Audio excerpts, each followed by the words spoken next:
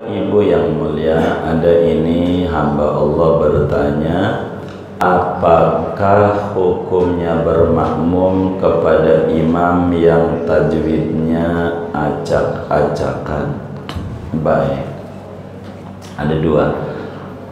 Apa makna dari banyak orang membaca Al-Quran tetapi Al-Quran itu melaknatnya? Baik, yang pertama, apakah hukumnya bermakmum kepada imam yang tajwidnya acak-acakan? Baca Quran wajib hukumnya bertajwid secara fardu ain. Baca Quran bertajwid mau dalam sholat maupun tidak sholat, hukum baca Quran bertajwid hukumnya fardu ain. Adapun mempelajari ilmu tajwid hukumnya fardu kifayah. Begitu. Wal akhdhu bit tajwidi hatmun lazimu man lam yujawwidil qurana fahuwa asimu.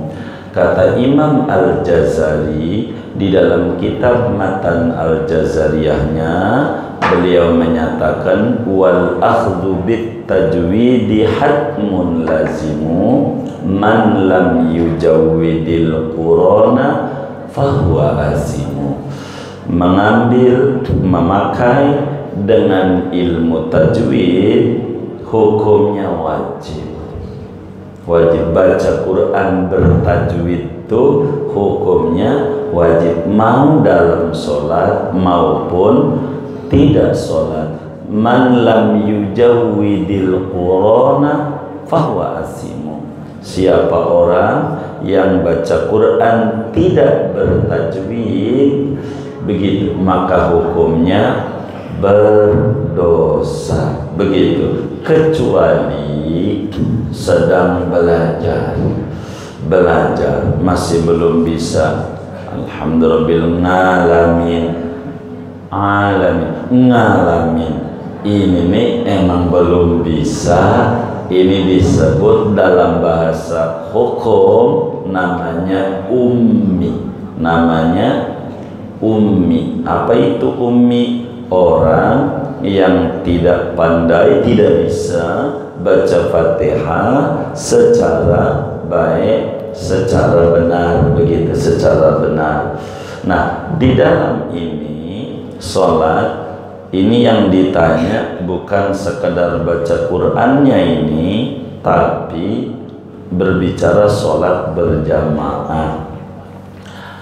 Di dalam sholat berjamaah, Syekh Nawawi Al-Bantani menjelaskan di dalam kitabnya Kashifatus Saja, ada syarat-syarat sah bermakmum, jumlahnya ada 11 persyaratan supaya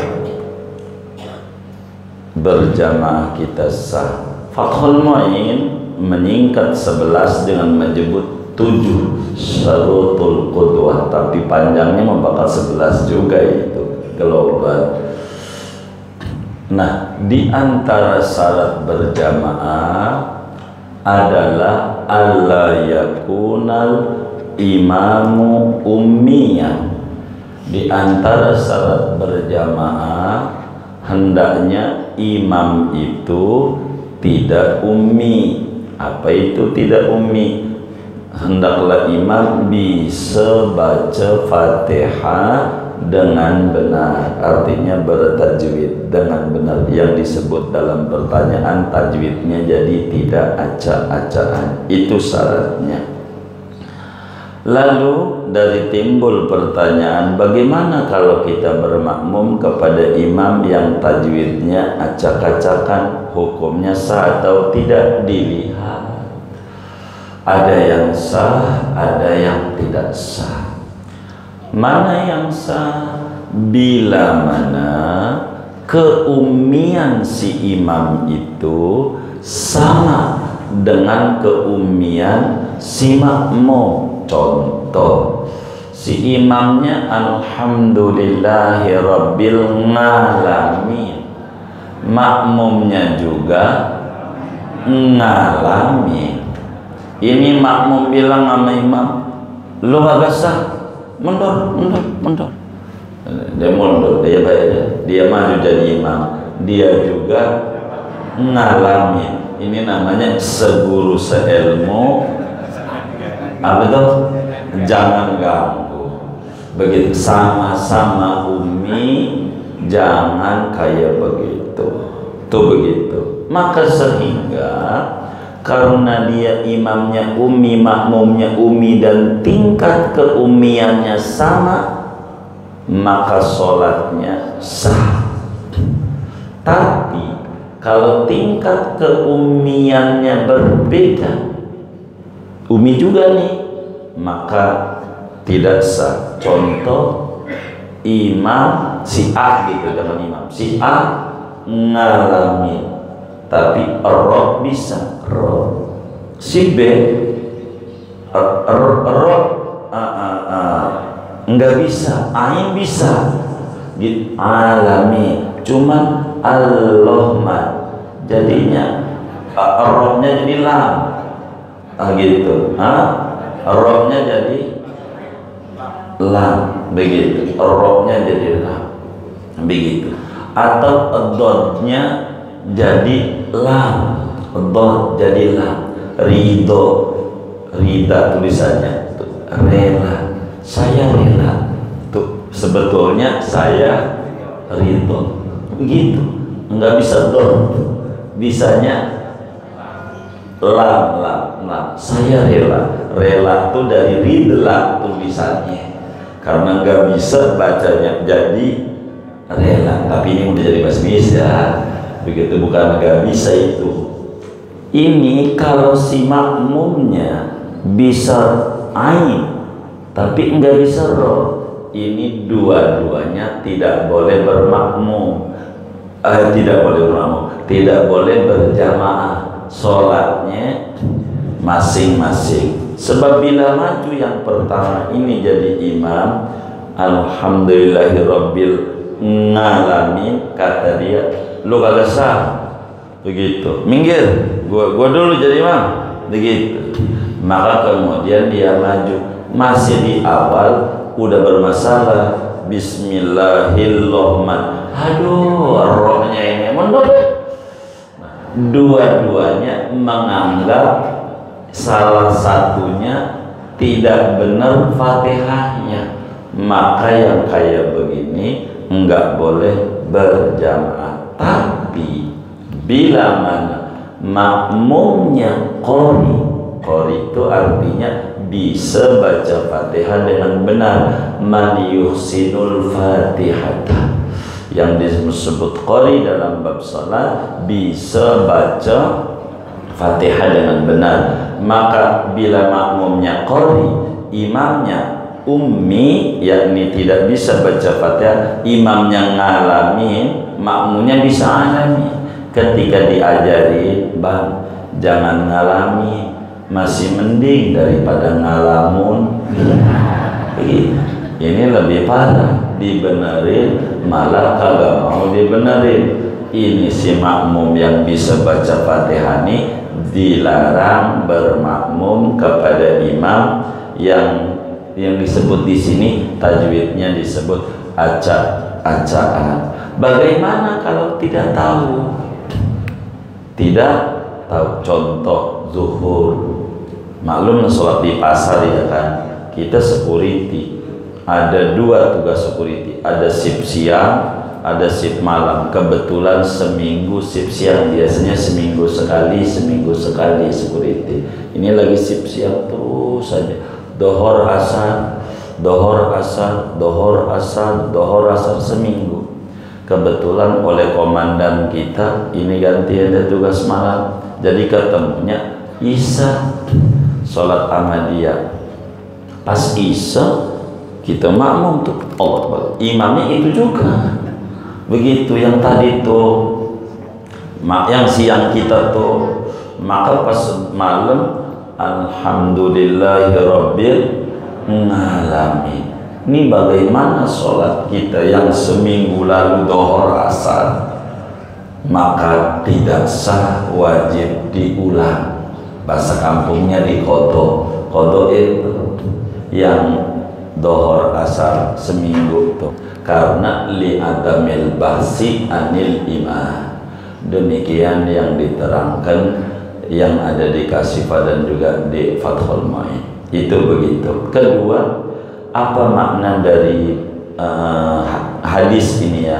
Banyak orang membaca Al-Quran tetapi Al-Quran itu melaknatnya. Jadi begini, diterangkan dalam satu hadis, rubbatalin lil Qur'an wal Qur'anu yal'anuh. Berapa banyak orang baca Al-Quran, akan tetapi Quran melaknat dia, ngomelin dia. Apa makna daripada kalimat ini?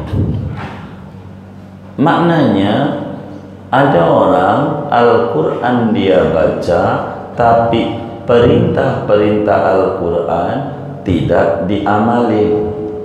Itu begitu. Contoh, berbicara tentang faraid, warisan. Orang laki mendapatkan bagian 2 perempuan. Kata Allah, lidzakari mislu hadzil unsayain. Bagi orang laki-laki mendapatkan bagian seumpama bagian 2 perempuan. Begitu. Jadi di dalam warisan, cara kampungnya Al-Quran memberikan itu mengikuti orang ini punya berapa kepala. Kalau orang laki-laki palanya ada berapa? Ini yang benar nih. Orang laki palanya ada berapa? Oh, 2. Perempuan, nah, karena palanya 2 ini mana-mana ini. Begitu. Karena begitu Al-Quran menyuruh kita untuk kalau kita membagi ilmu faraid seperti itu. Kalau kita nggak ajarin, kata kita orang nih mau bagi faraid, udah lihat aja, begitu. Sudah gue juga ini Ini namanya banyak Al-Quran. Berapa banyak Al-Quran yang dia baca, tapi Al-Qurannya nyumpain dia, neraka lu, neraka lu, neraka lu, kata Al-Quran. Ini satu makna dari hadis yang panjang maknanya. Sehingga pada bagian ini saya mau tata supaya pengen bagi rata. Dan ini kami sering sampaikan dari dulu ketika orang berbicara tentang faraid. Salah satu makna dari hadis ini, karena ini terlalu panjang maknanya, umum ini hadis. Kalaulah umpama kita pengen bagi rata warisan, umpama ada orang ninggalin 2 anak, 1 laki 1 perempuan, warisannya 30 juta umpama. Berarti anggap deh ini laki, ini perempuan. Maka yang laki dapat berapa? 20 juta, yang perempuan 10 juta. Itu Al-Quran yang mengatur, bukan Nabi. Nabi nggak ikut campur. Allah langsung yang membagi, si ini 20 juta, si ini 10 juta. Artinya yang laki 2 bagian, perempuan sebagian, begitu. Walaupun kalau pengen di bahasa resminya sama kok, sama-sama 1. Yang laki 1 pikulan, yang perempuan 1 gendongan. Kalau 1 gendongan berapa bakul? Hah? 1. Kalau 1 pikulan 2, iya. 2 apa? 2 bakul, iya. Karena dia bakal mikul perempuan lagi yang jadi istrinya. Titipan Allah buat begitu. Maksudnya begitu. Nah, bagaimana pertanyaannya? Solusinya supaya kita enggak dilaknat Quran, tapi pengen kita bagi ranta. Begitu ini supaya tidak melanggar ini apa yang disabdakan ini, rubatalin lil Quran wal Qur'anu yal'anu. Berapa banyak orang baca Quran, Qurannya melaknat sebab Qurannya dibaca, perintahnya tidak. Dalam semacam kasus kayak begini, pertama sampaikan dulu kepada orang ini, Anda dapat 20 juta, Anda dapat 10 juta. Ini Allah yang atur, Rasulullah yang sampaikan. Terima dulu masing-masing dari aturan Allah. Ini bukan dari Bapak, tapi dari Allah melalui Bapak. Jangan diributin, biar gampang. Warisan itu biar gampang. Kita lagi tidur, bangun, dibagi duit. Enak nggak? Enak nggak? Ya enak, bangun dari tidur, nggak tahu apa-apa. Duit, kan begitu. Itu warisan. Syukuri dulu ini yang 10 juta, syukur dengan ucapan radina billahi rabban wa bil islami dinan wa bi muhammadin nabiyyan. Yes, saya punya Tuhan Allah, saya ikuti aturan Allah, saya punya agama Islam, saya ikuti aturan Islam, saya punya Nabi Muhammad, saya ikuti ajaran yang disampaikan Nabi Muhammad. Dua-duanya begitu. Baik, kalau sudah Al-Quran ini diterima, baru diomong si abangnya nih, udah nih diterima 20 juta, si abangnya nih, Neng, sama adiknya atau sama poknya, sama aja. Kalau poknya pok, ini yang 5 juta, sesudah saya terima aturan Allah, saya kasih ke kamu. Maka si ini 10 juta menjadi 15, ini juga 20 dikurangi 5, 15. Jadi Al-Quran dipakai, kekeluargaan dipakai. Jangan langsung apa tuh bagi rata, jangan. Atur dulu secara faraid. Sesudah diatur faraid, ada keinginan pengen bagi rata, sesudah diterima hukum Allah, ini bentuk kasih sayang saya kepada saudara, ini saya bagi. Itu begitu. Kalau begini caranya, saudara ini yang saudara perempuan ini bakal tambah sayang sama yang laki. Kenapa? Ada kebaikan dari dia, dari Allah melalui dia. Kalau langsung bagi rata, itu dia enggak merasa ada kebaikan dia, tapi langsung dari bapaknya, dan ini menimbulkan percekcokan dalam keluarga, dalam urusan faraid tidak sedikit. Kami biasanya nih dalam hal ini nih ditanya terkait ini, kenapa? Jadi ikuti dulu dah Al-Quran. Sesudah rapi putar Al-Quran, baru kita berbicara ada. Ya udah, terserah ini. Kata dia, baik, sebagai saudara saya bagi. Begitu. Itu namanya akhlak. Ini nih wa anta tawwa'u khairul lakum. Ini cakep kalau dia kayak begini. Ini salah satu makna rubata lil Quran wal Qur'anu yal'anu. Itu begitu. Jangan sampai Qurannya kita baca, malah kita juga yang nginjak Al-Quran. Kurang lebih demikian. Segini aja. Katanya ada jenazah. Sudah sampai?